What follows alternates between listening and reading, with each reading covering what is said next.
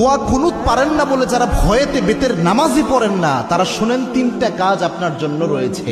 এই তিনটা কাজ করলে বেতের নামাজের পরিপূর্ণ সওয়াব আপনি পেয়ে যাবেন। সুবহানাল্লাহি বিহামদি। ইসলাম যে কত সহজভাবে আপনাকে সমাধান দিয়েছে কল্পনা করতে পারবেন না। এই যে বেতের নামাজে যে দোয়া কুনুতটা আমরা পড়ি, এটা কিন্তু অনেকের মুখস্থ হয় না, যার কারণে অনেক বড় দেখে অনেকে বেতের নামাজই পড়ে না যে আমি দোয়া কুনুত পারি না, আমি কি বা পড়বো। অথবা অনেকে এমন রয়েছে বেতের নামাজে দাঁড়িয়ে দোয়া কুনুতের সময় চুপ করে থাকে, একটা শব্দ করে না, এরকম আছে অনেকে। তো এরকম কোনোটাই মাধ্যমেই আপনার কিন্তু দোয়া কুনুতের যে হক এটা আদায় হচ্ছে না। এবং বেতের নামাজ এটা কিন্তু ওয়াজিব একটি নামাজ, এই নামাজকে আপনি ইচ্ছা করে ছেড়ে দিতে পারবেন না, এবং ওয়াজিব সবসময় চাইলে আপনি তরক করতে পারবেন না। এই জন্য বেতের নামাজ গুরুত্বপূর্ণ।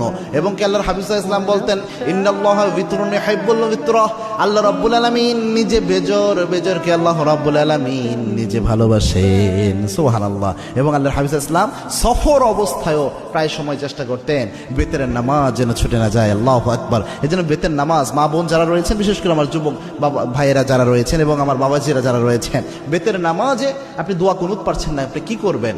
প্রথম যদি আপনি দোয়া কুনুত না পারেন তাহলে আপনি যে দোয়াটা পড়বেন, রব্বানা আতিনা ফিদ দুনিয়া হাসানাহ ওয়া ফিল আখিরাতি হাসানাহ ওয়া কিনা আযাবান নার। এই যে আয়াতের একটা অংশ, একটা দোয়া আল্লাহ রাব্বুল আলামিন দিয়েছেন, এই দোয়াটা আপনি প্রথম পড়ার চেষ্টা করবেন। বেতের যে সময়টা এই দোয়া পড়বেন, রব্বানা আতিনা ফিদ দুনিয়া হাসানাহ ওয়া ফিল আখিরাতি হাসানাহ ওয়া কিনা আযাবান নার। এটা পারলেন না ধরেন আপনি, তখন আপনি কি পড়বেন? আল্লাহুম্মা গফিরলি, আল্লাহুম্মা গফিরলি, আল্লাহুম্মা গফিরলি। এটা বারবার আপনি পড়তে থাকবেন, তাহলেও দেখবেন ইনশাআল্লাহ বেতরের হক আদায় হবে। 3 নাম্বার হচ্ছে আপনি পড়বেন আস্তাগফিরুল্লাহ, আস্তাগফিরুল্লাহ, আস্তাগফিরুল্লাহ। তিনটার যে কোনো একটা যদি আপনি পড়েন, আশা করা যায় ইনশাআল্লাহ বেতরের হক সাময়িকভাবে আদায় হবে। তবে এটা এই সময় পর্যন্ত, যতদিন পর্যন্ত আপনার মুখস্থ না হয়।